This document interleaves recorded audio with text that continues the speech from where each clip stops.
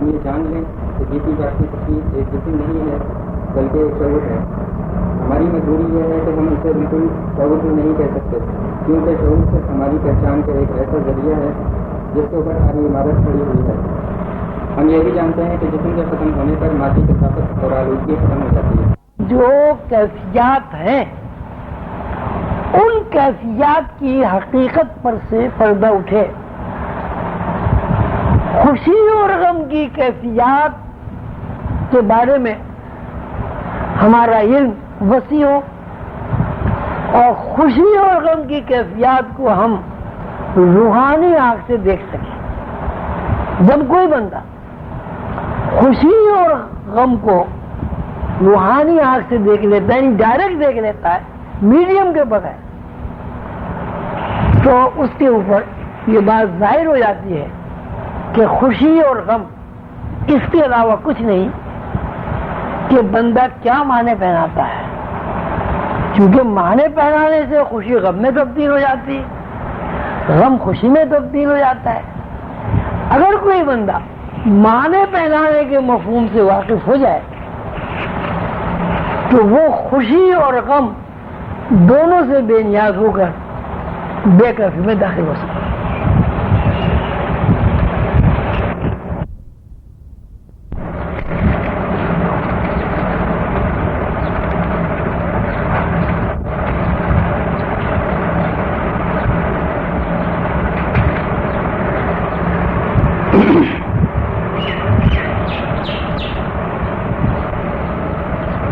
یہ بات وضاحت کے ساتھ بیان ہو چکی ہے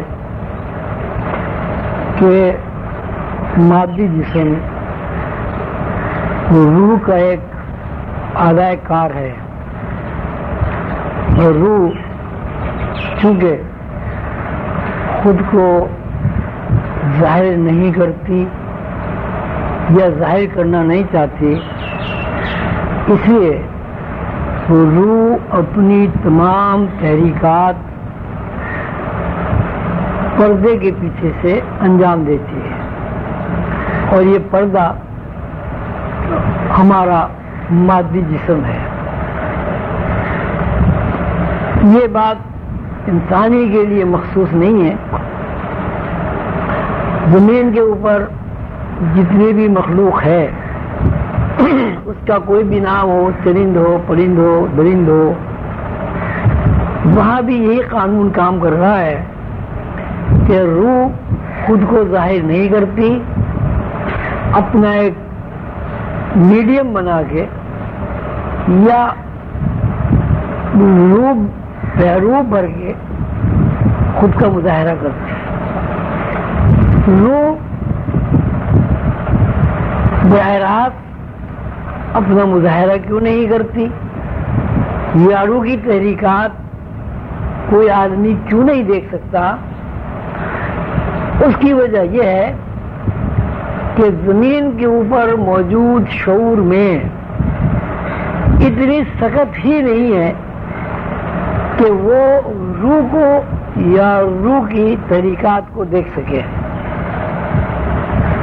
ہر آدمی یہ سمجھتا ہے اور اس پر یقین رکھتا ہے کہ میرے پاس جو جسم ہے وہ فنا ہونے والا جسم ہے.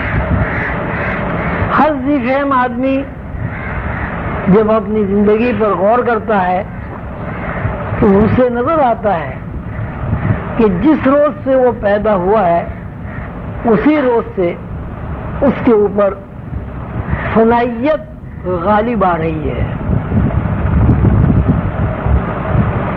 وہ بچپن دیکھتا ہے وہ فنا ہو جاتا ہے، جوانی دیکھتا ہے وہ فنا ہو جاتی ہے، بڑھاپا دیکھتا ہے وہ فنا ہو جاتا ہے. جن ہستیوں سے وہ محبت کرتا ہے، پیار کرتا ہے، اس میں ماں باپ بھی ہیں، عزیز اقربا بھی ہیں، رشتہ دار بھی ہیں، ان کے بارے میں بھی اس کا یہی تجربہ ہے کہ وہ بھی فنا ہو جاتے ہیں. اور بالآخر وہ خود جو اپنے آپ کو مادی جسم کے علاوہ کوئی حیثیت نہیں دیتا وہ بھی فنا ہو جاتا ہے. یعنی روح کو شعوری حدود میں دیکھنا اس لیے ممکن نہیں ہے کہ شعور خود کو محدود اور پابند سمجھتا ہے. دوسری بات یہ ہے کہ شعور اس بات کو جانتا ہے کہ میری جسمانی ساخت، میرے اعضاء سب تعفن، گندگی اور سراند کی تخلیق ہے. یہ تعفن، گندگی اور سراند کے مشاہدے نے انسان کو محدود نظریے کا پابند کر دیا ہے، اور ہر آدمی خود کو محدود تانے بانے میں قید محسوس کرتا ہے. جب آدمی ذہنی یکسوئی کے ساتھ اپنی زندگی کے بارے میں سوچ وچار کرتا ہے تو اس سوچ وچار کا نتیجہ بھی یہی نکلتا ہے کہ آدمی کہتا تو یہ ہے کہ وہ با اختیار ہے، لیکن یہاں کسی قسم کا بھی اختیار زیر بحث نہیں آتا. مثلا آدمی پانی پینے پر مجبور ہے، کھانا کھانے پر مجبور ہے، سونے پر مجبور ہے، جاگنے پر مجبور ہے. انتہا یہ ہے کہ کوئی آدمی کسی بھی حالت میں ہو وہ مرنا نہیں چاہتا، لیکن ہر آدمی یہ بات جانتا ہے کہ مرنا بھی ایک مجبوری ہے جس سے بہرحال ہر انسان کو گزرنا پڑتا ہے. اس کا مطلب یہ ہوا کہ جب انسان جسمانی خد و خال میں خود کو قید کر لیتا ہے تو یہ جسمانی خد و خال میں خود کو قید کر لینا دراصل محدودیت ہے. محدودیت جب کسی انسان کے اندر پیدا ہو جاتی ہے تو وہ سمٹنے لگتا ہے. ہمیشہ لامحدودیت پھیلتی ہے اور محدودیت سمٹتی ہے. محدودیت کے اس سمٹنے کو وہ گروہوں میں تقسیم کر دیتا ہے، مذاہب میں تقسیم کر دیتا ہے، اور ان گروہوں یا مذاہب کے مختلف نام رکھ دیے جاتے ہیں. مثلا کوئی کہتا ہے میں ہندو ہوں، کوئی کہتا ہے میں مسلمان ہوں، کوئی کچھ کہتا ہے، کوئی کچھ کہتا ہے. ہندو مسلمان کہنا خود کو دراصل یہ محدودیت کی نشاندہی ہے کہ کوئی انسان جب وہ خود کو ہندو، مسلمان یا پارسی کہتا ہے تو اس کا مطلب ہے کہ اس کے اندر محدودیت کام کر رہی ہے. اب جب ہم یہ دیکھتے ہیں کہ محدودیت کا دار و مدار، محدودیت کا متحرک ہونا، محدودیت کا عمل پذیر ہونا اسی وقت ممکن ہے جب روح چاہے. اگر روح نہ چاہے تو یہ محدودیت اس طرح کا عدم قرار پا جاتی ہے کہ نہ کوئی حرکت ہوتی ہے اور نہ ہی کسی قسم کی جس میں انسانی میں تحریکات کا پتہ چلتا ہے. یعنی اگر روح محدودیت سے اپنا رشتہ توڑ لے تو محدودیت کی کسی بھی طرح کوئی حیثیت قائم نہیں رہتی. جب ہم یہ کہتے ہیں کہ ہندو ہیں، مسلمان ہیں، پارسی ہیں، عیسائی ہیں، تو ہمارے مشاہدے میں یہ بات آ جاتی ہے کہ ہندو کے پاس بھی وہی تعفن اور سڑان والا جسم ہے، مسلمان کے پاس بھی تعفن اور سڑان والا جسم ہے، عیسائی کے پاس بھی یہی جسم ہے. جس طرح ایک مسلمان کے جسم کو روح نے متحرک کیا ہوا ہے، اسی طرح ہندو کے جسم کو بھی روح متحرک کرتی ہے.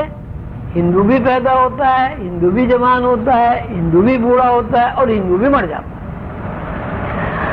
اب یہ بات سامنے آئی کہ مذہبی اعتبار سے اگر ہم جسمانی خد و خال کا تذکرہ کریں تو ہمیں مذہبی اعتبار سے جسمانی خد و خال میں کہیں بھی کوئی فرق نظر نہیں آتا.